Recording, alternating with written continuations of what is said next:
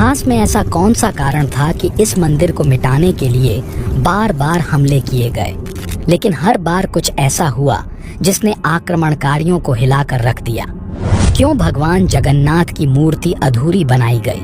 क्या यह कोई अनजाना संयोग था या फिर इसके पीछे कोई दिव्य कारण है जो इंसान की समझ से परे है? इन सभी रहस्यों के बीच सबसे बड़ा सवाल यही है, क्या जगन्नाथपुरी सच में कलयुग के अंत का संकेत दे रहा है? क्या यह मंदिर केवल एक तीर्थ स्थल है या फिर भविष्य का कोई संदेश हमारे सामने रख रहा है जिसे हम समझ से रूबरू कराएंगे? वीडियो को बिना स्किप किए पूरा देखें, क्योंकि आपको जगन्नाथ मंदिर से जुड़े हुए कुछ ऐसे रहस्यों के बारे में आज जानने को मिलने वाला है जिसके बारे में शायद ही आपने पहले कभी सुना होगा। वीडियो शुरू करने से पहले एक छोटा सा निवेदन है कि कमेंट में जय जगन्नाथ अवश्य लिखें। जब भी हम जगन्नाथपुरी मंदिर की बात करते हैं, एक अद्भुत कथा हमारे सामने उभरती है। इस मंदिर की नींव में केवल पत्थर ही नहीं, बल्कि एक दिल दहला देने वाली कहानी भी छुपी हुई है। इस अद्भुत रहस्य को समझने के लिए भारत का महासमर समाप्त हो चुका था। कुरुक्षेत्र की धरती पर बिखरे असंख्य शवों और कौरवों के विनाश ने समूचे आर्यावर्त को हिलाकर रख दिया था। इसी विनाश का दोष गांधारी ने भगवान श्री कृष्ण पर मढ़ दिया। अपने 100 पुत्रों की मृत्यु के शोक में डूबी गांधारी ने जलते हुए क्रोध के साथ कृष्ण को श्राप दिया, जैसे मेरे पुत्रों का सर्वनाश हुआ वैसे ही तुम्हारा यादव वंश भी आपसी कलह में नष्ट हो जाएगा, और जिस द्वारका को तुमने अपने पराक्रम से बसाया वह भी जलमग्न हो जाएगी। यह केवल शब्द नहीं थे, बल्कि विधि का विधान था।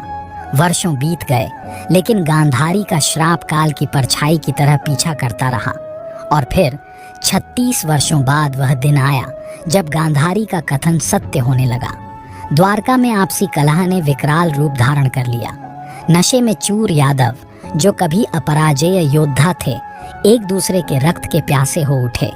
पराक्रमी महारथी जो युद्ध में देवताओं तक को चुनौती देते थे, वे अब अपने ही बंधुओं के हाथों काल के गाल में समा रहे थे। रक्त से सनी द्वारका चीत्कारों से गूंज उठी, लेकिन नियति अपने पथ पर अग्रसर थी। और फिर आया वह भयानक क्षण जब सागर ने अपनी लहरों को विशालकाय रूप दिया। गगनभेदी गर्जना के साथ महासागर ने पूरी द्वारका नगरी को अपने भीतर समा लिया। देखते ही देखते महलों, मंदिरों और समृद्धि से भरी वह नगरी जो कृष्ण का धाम थी, जल प्रलय में विलीन हो गई। द्वारका अब केवल जल के गर्भ में सोई हुई एक भूली हुई कथा बन गई। भगवान श्री कृष्ण इस महासंहार को देखकर मौन थे। वह जानते थे कि यह विधि का विधान है। उन्होंने अपने अंतिम क्षणों के लिए एकांत का चयन किया और एक घने वन में पीपल के वृक्ष के नीचे ध्यान मग्न हो गए। लेकिन नियति का चक्र अभी समाप्त नहीं हुआ था। इस पूरी घटना के बाद जो घटित हुआ वह और भी अधिक रहस्यमयी था। रात्रि का तीसरा प्रहर चल रहा था। जंगल श्री कृष्ण के चरणों में लगता है और वे घायल होकर धरती पर गिर पड़ते हैं। शिकारी जरा जब भगवान श्री कृष्ण के पास पहुंचता है और देखता है कि उसने जिसे अपना शिकार समझा था वह स्वयं द्वारकाधीश है, तो वह कांप उठता है। आंखों में आंसू लिए वह उनसे क्षमा मांगता है, लेकिन श्री कृष्ण मुस्कुराकर उसे याद दिलाते हैं, त्रेता युग में जब मैं राम के रूप में था तब मैंने वानर राज बाली को इसी प्रकार मारा था। तुम वही बाली हो और आज तुमने अपनी नियति को पूरा किया है। जब पांडवों ने भगवान श्री कृष्ण का अंतिम संस्कार किया तब एक रहस्य सामने आया। उनका संपूर्ण शरीर भस्म हो गया, मगर उनका हृदय नहीं जला। यह हृदय धड़क नहीं रहा था, लेकिन उसमें एक विचित्र शक्ति थी। पांडव घबरा गए। यह कैसा चमत्कार था? तभी आकाश से आकाशवाणी हुई, यह मेरा नील माधव स्वरूप है, इसे जल में प्रवाहित करो, समय आने पर यह स्वयं प्रकट होगा। पांडवों ने वैसा ही किया। हृदय को एक लकड़ी के लट्ठे में बांधकर नदी में प्रवाहित कर दिया। सदियां बीत गईं। एक दिन उड़ीसा के घने जंगलों में सब्र कबीले के मुखिया विश्वासु ने नदी किनारे एक विशाल लकड़ी का टुकड़ा देखा। जैसे ही उसने उसे छुआ वह चौंक उठा। लकड़ी गर्म थी और उसमें से एक नीली आभा निकल रही थी। विश्वासु ने अपने कबीले के लोगों को बुलाया और उसे अपने गुफा मंदिर में स्थापित कर दिया। धीरे धीरे कबीले के लोग उसे नील माधव के रूप में पूजने लगे। जब भी कोई उस मूर्ति के पास जाता उसके भीतर एक दिव्य शक्ति का संचार होता। राजा इंद्रद्युम्न, जो मालवा के पराक्रमी राजा थे, उन्होंने एक रात एक अजीब सपना देखा। सपना असाधारण था। उन्हें एक विशाल नीले प्रकाश से चमकती प्रतिमा, एक गुफा और एक रहस्यमयी पर्वत दिखा। जागते ही उन्होंने अपने विद्वानों को बुलाया और अपने सपने के बारे में बताया। विद्वानों ने जब ये सब सुना तो वो सभी एकमत होकर बोले, यह नीलांचल पर्वत है और इस पर कोई दिव्य मूर्ति स्थापित है। राजा चकित हो गए। उन्होंने अपनी सेना को चारों दिशाओं में इस पर्वत को खोजने भेजा, मगर कोई सफलता नहीं मिली। तब राजा के एक विश्वास पात्र ब्राह्मण विद्यापति को यह कार्य सौंपा गया। उन्होंने सूक्ष्मता से खोजबीन की और पता लगाया कि सब्र कबीले का मुखिया विश्वासु इस मूर्ति की पूजा करता है। विद्यापति को एहसास हुआ कि बलपूर्वक यह मूर्ति नहीं ली जा सकती, इसलिए उन्होंने विश्वासु की बेटी से विवाह कर लिया। एक दिन जब उनकी पत्नी प्रसन्न चित्त थी, तब उसने अपने पिता से प्रार्थना की कि वह विद्यापति को नील माधव के दर्शन कराएं। विश्वासु मान गया, मगर एक शर्त पर कि विद्यापति की आंखों पर पट्टी बांधी जाएगी।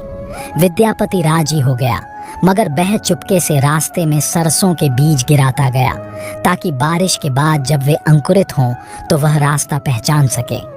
नील माधव के दर्शन करते ही विद्यापति स्तब्ध रह गया। ऐसी दिव्य मूर्ति उसने कभी नहीं देखी थी। उसने जाकर राजा को इस बारे में बताया। कुछ दिनों बाद राजा स्वयं वहां पहुंचे और जबरन वह मूर्ति ले गए, मगर जैसे ही मूर्ति को गुफा से निकाला गया, एक भयानक घटना घटी।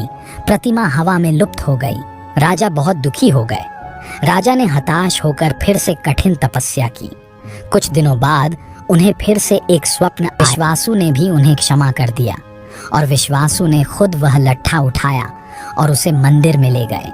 फिर राजा इंद्रद्युम्न ने एक से बढ़कर एक शिल्पकार को उस लट्ठे से मूर्ति बनाने के लिए बुलाया, लेकिन कोई भी कारीगर लकड़ी के अंदर रत्ती भर भी छेद नहीं कर पाया।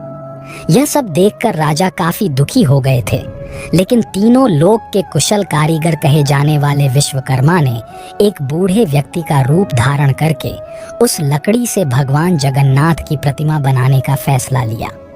भगवान विश्वकर्मा वृद्ध व्यक्ति का रूप धारण करके राजा के पास पहुंच गए और उनसे कहा कि वह नील माधव की मूर्ति बना सकते हैं, लेकिन इसके लिए उस शिल्पकार ने एक शर्त रखी, जिसमें उसने कहा कि मैं 21 दिनों में गर्भगृह के अंदर इस मूर्ति का निर्माण करूंगा। कोई भी शख्स मूर्ति बनाते समय उन्हें दिखाई नहीं देना चाहिए। यदि कोई भी इन 21 दिनों से पहले अंदर आया तो वे मूर्ति को छोड़कर चले जाएंगे। राजा ने सभी शर्तें मान ली और एक बंद कमरे के अंदर भगवान विश्वकर्मा ने लकड़ी से मूर्ति गढ़ने का काम शुरू कर दिया। लेकिन रानी खुद को चाह कर भी रोक नहीं पा रही थी, इसलिए सभी की नजरें चुराते हुए रानी उस कमरे के पास चली गई। रानी ने देखा कि कमरे से कोई भी आवाज नहीं आ रही है। इसके बाद तुरंत रानी ने इस बात की सूचना महाराज को दी।